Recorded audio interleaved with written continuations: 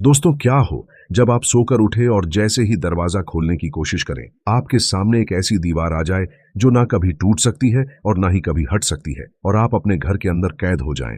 इससे बुरा क्या हो सकता है। आज की फिल्म के अंदर भी कुछ ऐसा ही होने वाला है, लेकिन वह लोग वहां से कैसे निकलने की कोशिश करेंगे? क्या वह वहां से निकल पाएंगे? तो यह सब जानने के लिए चलते हैं फिल्म की स्टोरी की तरफ। और अगर आप पहली बार इस चैनल पर नए आए हैं और साइंस फिक्शन एक्शन मूवीज के देखने के दीवाने हैं, तो प्लीज इस चैनल को सब्सक्राइब करके रख लेना, क्योंकि मैं इस चैनल पर इसी तरह की मूवीज को एक्सप्लेन करता रहता हूं। जहां कहानी की शुरुआत में हम टिमल नाम के बंदे को देखते हैं, जो अपने कंप्यूटर के ऊपर लगा हुआ है। उसके दोस्त भी उसके साथ में हैं, लेकिन तभी उसकी कंप्यूटर का नेटवर्क चला जाता है और वह अपने दोस्तों के साथ में कोई बातचीत नहीं कर पाता। इस चीज से टीम बहुत ही ज्यादा परेशान हो जाता है।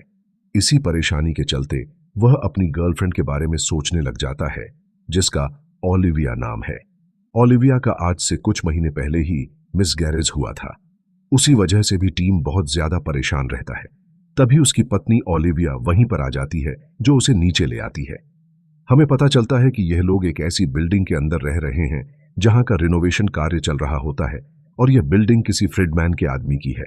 साथ ही हमें पता चलता है कि एक हर्बर नाम की जगह पे आग भी लगी हुई है, जो इनसे काफी किलोमीटर दूर है।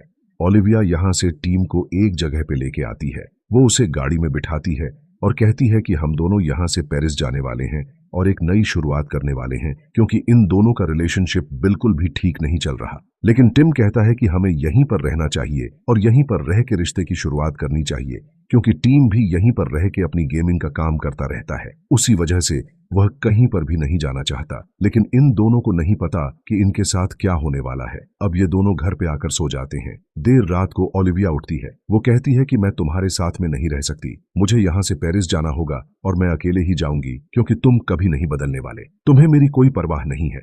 लेकिन जैसे ही वह दरवाजा खोलती है, दरवाजे के सामने एक काले रंग की दीवार थी। वह दीवार हटने का नाम नहीं ले रही थी। ओलिविया को लगता है कि यह काम यहाँ पे टीम का हो सकता है, क्योंकि वह मुझे जाने नहीं देता। इसीलिए वह टीम को कहती है कि प्लीज इस दीवार को हटा दो। लेकिन टिन का इस दीवार को लगाने के पीछे कोई हाथ नहीं है। इसीलिए ओलिवा यहाँ के दूसरे दरवाजे और खिड़कियां खोल के देखती है तो पता चलता है कि यह दीवार हर तरफ है और यह दीवार हटने का नाम नहीं ले रही। दोनों को यह लगने लगता है कि यह दीवार शायद कंस्ट्रक्शन का काम चल रहा है, उसी वजह से लगाई गई होगी। लेकिन अचानक रातों रात इतनी मजबूत दीवार कोई कैसे लगा सकता है? और तो और अब कुछ भी चीज काम नहीं कर रही। ना तो इनके फोन काम कर रहे हैं और ना ही इनका वाईफाई, यानी कि अब ये दोनों यहां फंस के रह चुके हैं। ये लोग एक ड्रिल मशीन के द्वारा इस दीवार को तोड़ने की कोशिश करते हैं, लेकिन नाकाम रहते हैं, क्योंकि यह दीवार बहुत ही ज्यादा मजबूत है।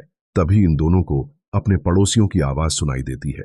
इसीलिए ड्रिल मशीन के द्वारा यह लोग अपनी दीवार के अंदर छेद कर देते हैं।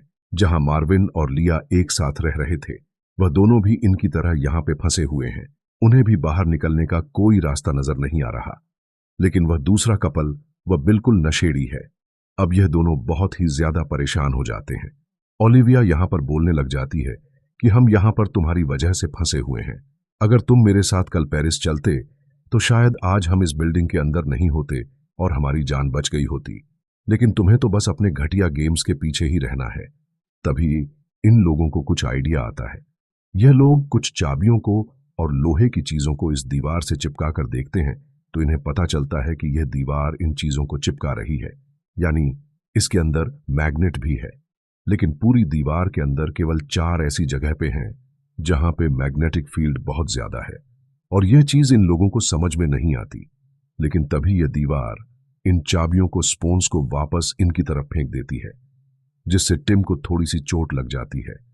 तब ओलिविया उसकी हेल्प करती है। अब इन लोगों के पास में ना तो खाना है और थोड़ा सा ही पानी बचा है और इन्हें नहीं पता कि यह दीवार कब तक रहेगी। इन दोनों को अपने पड़ोसियों की चिल्लाने की आवाज आती है। उसी वजह से यह उन्हें देखने के लिए जाते हैं। तो दीवार को तोड़ के जब वहां पर जाते हैं तो पता चलता है कि वह दोनों नशेड़ी हैं और नशे की हालत में मार्विन तो यहां टीम के ऊपर हमला भी कर देता है। उसी वजह से टीम को मार्विन के हाथ पैर बांधने पड़ते हैं ताकि वह दोबारा हमला ना कर दे। टीम अपनी और दूसरों की जान बचाने के लिए यहाँ पे एक कुल्हाड़ी को उठा लेता है ताकि वक्त पड़ने पे वह इसका इस्तेमाल कर सके। तभी ओलिविया के मन में एक आइडिया आता है। वह बताती है कि हमें फर्श के रास्ते से नीचे जाना होगा। पहले हम तीसरी बिल्डिंग के फर्श को तोड़ेंगे, फिर दूसरी बिल्डिंग के फर्श को और फिर पहली, और इस तरह से हम बेसमेंट में पहुंच जाएंगे। बेसमेंट के अंदर एक सुरंग है जो बाहर तक जाती है और इस तरह से हम यहाँ से निकल सकते हैं। इसीलिए ये अपने घर का फर्श तोड़ देते हैं। फर्श को तोड़कर ये लोग नीचे चले जाते हैं। नीचे ऑसवल्ट नाम का एक आदमी बंदूक लिए आ जाता है, जो कि काफी ज्यादा बूढ़ा भी था, जो अपनी बेटी के साथ में यहां पर रह रहा है। उसे लगता है कि शायद ये लोग मेरा खाना चुराने के लिए आए हैं, लेकिन वह कहते हैं कि नहीं, हम यहां पे मदद करने के लिए आए हैं। हम फर्श के रास्ते से नीचे जाएंगे। तो ऑसवल्ट की बेटी कहती है कि ठीक है, तुम हमारी मदद कर दो। यहां पर एना नाम की लड़की है। वह ओलिविया को कहने लग जाती है कि मेरी एक गर्लफ्रेंड थी, लेकिन वह मेरी गर्लफ्रेंड बाहर है। काश मैं उसके पास होती। यहां पर जो पानी की स्प्रिंकलर लगी हुई थी, उनके अंदर इन्हें कैमरे नजर आते हैं। इन्हें पता चल जाता है कि शायद कोई हमें देख रहा है और या हमारे साथ में कोई गेम खेल रहा है। जरूर यह काम इस घर के मालिक का हो सकता है, जिसकी यह पूरी बिल्डिंग है, लेकिन उसका अपार्टमेंट भी पास में ही है। इसीलिए यह लोग उस दीवार को भी तोड़ देते हैं और उसके अपार्टमेंट में घुस जाते हैं। लेकिन यहां इस अपार्टमेंट के अंदर इन लोगों को कोई भी नजर नहीं आता। तभी इन लोगों को फ्रीडमैन एक जगह पर पड़ा हुआ नजर आता है, जो कि अब मारा जा चुका है, लेकिन उसके दोनों हाथ कट चुके हैं। इन्हें नहीं समझ में आता कि उसके दोनों हाथ कहां गए। इससे हमें एक बात तो पता चल जाती है कि कुछ बहुत बड़ा है, जो हमारी भी सोच से परे है। टीम फ्रीडमैन के फोन को उठा लेता है। उसके अंदर देखता है तो यहाँ पे फ्रीडमैन ने दीवार की फोटो उतारी हुई थी। इन लोगों को ज्यादा यहाँ पे कुछ नहीं मिलता। इसी वजह से ये लोग वापस फर्श को तोड़ना शुरू कर देते हैं और फर्श को तोड़कर किसी तरह करके निचले अपार्टमेंट में पहुंच जाते हैं। लेकिन इस अपार्टमेंट में पहले ही एक आदमी रह रहा था, जिसका यूरी नाम है। वो इनसे पूछता है कि तुम लोग यहाँ पे क्या करने आए हो। वह लोग अपना प्लान बताते हैं कि हम फर्श को तोड़कर यहाँ से बेसमेंट में जाने वाले हैं, ताकि हमें वहां से बाहर जाने का रास्ता मिल जाए। लेकिन यूरी कहता है कि यहां से बाहर निकलने का कोई रास्ता नहीं है। इन्हें यह भी पता चलता है कि यूरी के साथ में एक एंटोन नाम का लड़का रहा करता था। यूरी बताता है कि वह लड़का बेहोश है या मर चुका है, मुझे नहीं पता, लेकिन वह लड़का कल रात से नहीं उठा है। यूरी तो एक ही बात बोलता है कि इस दीवार को तोड़ने की कोशिश हमें नहीं करनी चाहिए, क्योंकि बाहर बहुत जहरीली गैसें फैली हो सकती हैं और यह दीवार हमारी रक्षा कर रही है। एना को यहाँ पे कुछ कागज नजर आ जाते हैं, जिनमें एंटोन ने कुछ नंबर लिखे हुए थे, लेकिन यूरी उन कागज को ले लेता है। ये लोग एक और फर्श को तोड़ देते हैं और इस तरह से बेसमेंट के अंदर पहुंच जाते हैं। बेसमेंट के अंदर पहुंचते ही ये लोग सुरंग की तरफ भागते हैं, जहां पे सुरंग के आगे इन लोगों को एक दरवाजा नजर आ जाता है। किसी तरह करके ये लोग उस दरवाजे को भी तोड़ देते हैं, लेकिन जैसे ही उस दरवाजे को तोड़ते हैं और खोलते हैं तो पता चलता है कि इस दरवाजे के आगे भी दीवार है, यानी कि बाहर निकलने का कोई रास्ता नहीं है। उस वजह से ये सभी परेशान हो जाते हैं। जो मार्विन नाम का लड़का है, वह तो बहुत ही ज्यादा गुस्से में आ जाता है। कोई बूढ़े आदमी से गन को छीनकर इस दीवार के ऊपर 4 गोलियां मार ही देता है, लेकिन हमें पता है कि यह दीवार चीजों को वापस फेंक देती है। उसी वजह से यह गोलियों को भी वापस फेंक देती है, जिनमें से एक गोली इस बूढ़े आदमी को लग जाती है और वह बूढ़ा आदमी वहीं पर मारा जाता है। एना मार्विन के ऊपर गुस्सा करती है कि यह सब तुम्हारी वजह से हुआ है, मैं तुम्हें कभी माफ नहीं करूंगी। अब यह सभी लोग हताश होकर एक जगह आकर बैठ जाते हैं। इन्हें समझ में नहीं आता कि यह चीज हमारे साथ में क्यों हुई है। लिया कहती है कि शायद हम सबकी सिचुएशन एक जैसी थी, उसी वजह से शायद हम यहां पे हैं। मैं और मार्विन तो मरते मरते बचे हैं। एना कहती है कि मैंने अपनी गर्लफ्रेंड को खो दिया। ओलिविया कहती है कि हमने भी हमारे बच्चे को खोया है, लेकिन टीम ओलिविया को समझाता है कि इस तरह की बातें सभी के सामने नहीं करनी चाहिए। इसी बात को लेके इन दोनों के बीच में बहस हो जाती है। हमें पता चलता है जब ओलिविया का मिसकैरेज हुआ, उस वक्त टीम बहुत ज्यादा टूट गया था और उसने अपने को अकेला कर लिया था। उसी वजह से इन दोनों के रिश्ते में भी दूरियां आ गई थीं। लेकिन टीम अब यहां पर ओलिविया से माफी मांगता है और एक बार फिर से नई शुरुआत करने के बारे में सोचता है जब वह यहां से बाहर निकलेगा। एना कहने लग जाती है कि जो एंटोन नाम का आदमी मारा गया है, उसके कमरे के अंदर मुझे कुछ नोट्स मिले थे, शायद वह नोट्स हमें देखने चाहिए। यूरी कहता है कि उनमें तो कुछ नहीं मिलेगा, मैंने वह नोट्स पहले ही चेक कर लिए हैं। लेकिन फिर भी ये लोग उन नोट्स को चेक करने के लिए जाते हैं। यहाँ पे इन लोगों को एक दीवार नजर आती है नोट्स के ऊपर, और उस दीवार के अंदर टाइल्स का पैटर्न भी नजर आता है। तभी इन लोगों को यहाँ पे एंटोन के कमरे में एक और कमरा नजर आता है, लेकिन वह कमरा बंद था, उसका दरवाजा बंद था। दरवाजा एक रिमोट के पासवर्ड की मदद से खुल सकता है, इसीलिए पासवर्ड तो इन लोगों को नहीं पता, लेकिन लेकिन टीम वो एक गेमर है, उसी वजह से वह पासवर्ड किसी तरह करके क्रैक कर लेता है और इस दरवाजे को खोल लेता है। ओलिविया और एना वह भी अभी अभी एंटोन के कमरे में है। उन्हें यहाँ पे एंटोन का लैपटॉप और फोन टूटा हुआ नजर आता है। यूरी बोलता है कि वह बहुत ज्यादा परेशान हो चुका था, उससे यह दीवार ओपन नहीं हो रही थी, उसी वजह से उसने खुद के फोन और लैपटॉप को तोड़ दिया। लेकिन तब तक टीम ने उस दरवाजे को खोल लिया था, इसलिए टीम मार्विन के साथ इस दरवाजे के पीछे चला जाता है। यहाँ पे यह एक सीक्रेट रूम था जहां पर कुछ कंप्यूटर वगैरह रखे हुए थे और यहाँ पर कुछ सीसीटीवी फुटेज चल रही थी। इन्हें पता चल जाता है कि वह हमारे कमरों की जासूसी कर रहा था। अब सीसीटीवी कैमरा के अंदर यह लोग अपने दीवार को देखते हैं। उन्हें पता चलता है कि यह दीवार अचानक से आई थी और देर रात को आई थी, मानो यह कोई जादू की तरह आई हो। एना अभी भी एंटोन के कागजों को देख रही है। उसे यहाँ पर एक कोड नजर आ जाता है, लेकिन उसे नहीं पता कि यह कोड किस चीज का है। एंटोन की बॉडी अभी भी यहीं पर पड़ी है, इसीलिए वह जब उसकी बॉडी को देखती है, उसकी गर्दन के ऊपर कुछ निशान थे। उसे पता चल जाता है कि एंटोन को गला दबा के मारा गया था। तब तक यूरी यहाँ पे आ जाता है जो केशी के एना के ऊपर वार कर देता है। तब तक जो मार्विन नाम का लड़का है वह भी यूरी की तरफ ही आ रहा था।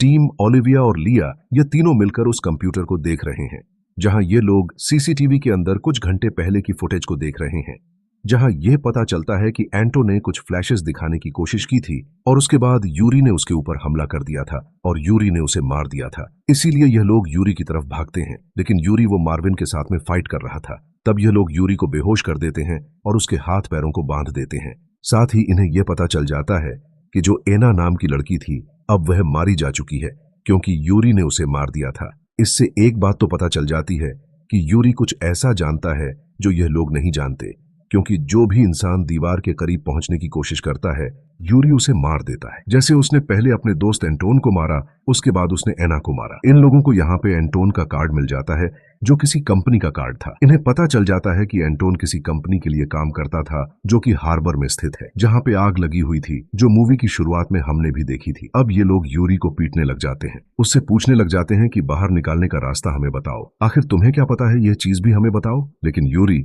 इन लोगों को कुछ भी नहीं बताता, वह बस हंसते जा रहा था। यूरी बस एक ही बात बोल रहा था, वह यह कह रहा था कि यह दीवार हमें बचाने के लिए है, इससे ज्यादा मुझे कुछ भी नहीं पता। अब इन लोगों को यूरी से तो कुछ नहीं मिलता, इसी वजह से ये लोग पुराने सीसीटीवी फुटेज को देखने लग जाते हैं, जहां एंटोन अपने लैपटॉप के आगे बैठा हुआ था और दीवार को खोलने के लिए प्रयास कर रहा था, लेकिन एंटोन ने शायद बाहर जाने का रास्ता देख लिया था। उसी वजह से यूरी ने उसके फोन को तोड़ दिया। इसीलिए ये लोग उसके टूटे हुए फोन को देखते हैं और उसे कंप्यूटर से कनेक्ट करते हैं और जो सिस्टम एंटोन के फोन में काम कर रहा था उसे अपने फोन के अंदर इंस्टॉल कर लेते हैं। अब इनके फोन के अंदर कैमरा ओपन हो जाता है और ये लोग कैमरे को दीवार की तरफ करते हैं। दीवार के अंदर 4 बॉक्सेस नजर आते हैं। जब ये लोग बॉक्स को दबाते हैं, जब ये लोग अपने फोन के अंदर इन बॉक्सेस को दबाते हैं, तब इनके कैमरा की फ्लैशलाइट फ्लैश करती है। चारों बटन दबाने के बाद वह दीवार कुछ अजीब तरीके से बन जाती है। इन्हें पता चल जाता है कि शायद ये कोई पोर्टल ओपन हो सकता है और अब हमें यहाँ से बाहर जाना चाहिए। तो लिया नाम की लड़की है, वह यहाँ इस दीवार के अंदर अपना हाथ डाल देती है। वह कहती है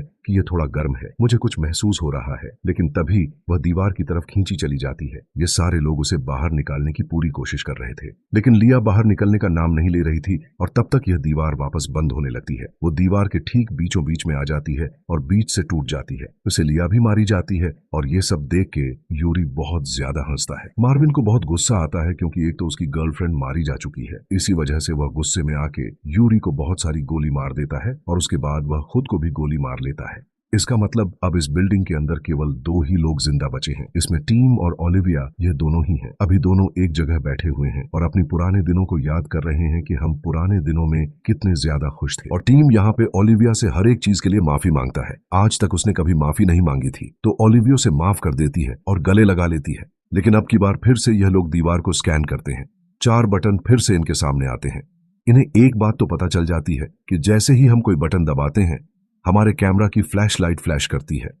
किसी बटन पे वह 4 बार फ्लैश करती है, किसी बटन पे वह 6 बार फ्लैश करती है। लेकिन इसका मतलब क्या है, यह चीज हमें नहीं पता। इसीलिए यह लोग यहाँ पे फिर से सीसीटीवी फुटेज को देखने लग जाते हैं, क्योंकि एंटोन ने भी एक बार बाहर निकलने की कोशिश की थी। अब यह लोग फ्लैशलाइट को काउंट करते हैं।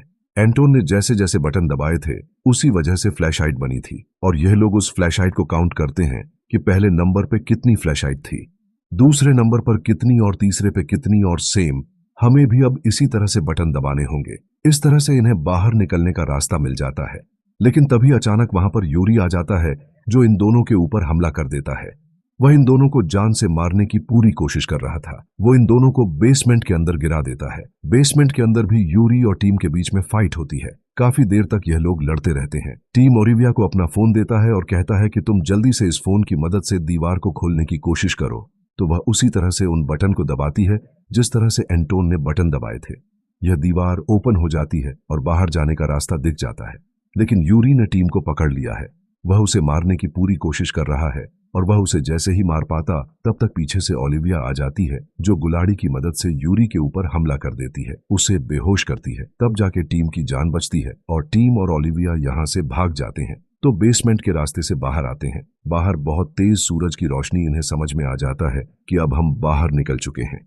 लेकिन जैसे ही यह लोग बाहर पहुंचते हैं तो इन्हें पता चलता है कि जिस तरह से हमारी पूरी बिल्डिंग के ऊपर यह दीवार आ चुकी है, सेम उसी तरह से पूरे शहर के अंदर दीवार आ चुकी है और केवल हम दोनों ही इस जगह से बाहर निकल पाए हैं। इन्हें यहाँ पे इनकी गाड़ी भी नजर आ जाती है क्योंकि ओलिविया ने नई नई खरीदी। ओलिविया और टीम ये दोनों उस गाड़ी में बैठ जाते हैं और यहाँ से आगे निकल जाते हैं, इस उम्मीद में कि शायद कोई ना कोई तो हमारी तरह जिंदा होगा ही। और हम देखते हैं कि हार्बर नाम की जगह पर बहुत दूर आग लगी हुई है और बहुत सारे हेलीकॉप्टर उस आग को बुझाने में लगे हुए हैं। यानी कि इंसानियत तो अभी भी जिंदा है और कुछ लोग बाहर भी हैं। और इसी सस्पेंस के साथ में यह मूवी पार्ट 2 का इशारा करते हुए पूरी हो जाती है। इस मूवी का बहुत जल्द पार्ट 2 भी आने वाला है। उसके लिए आप चैनल को अभी से सब्सक्राइब कर लीजिए। तब तक खुश रहना और अपना ख्याल रखना।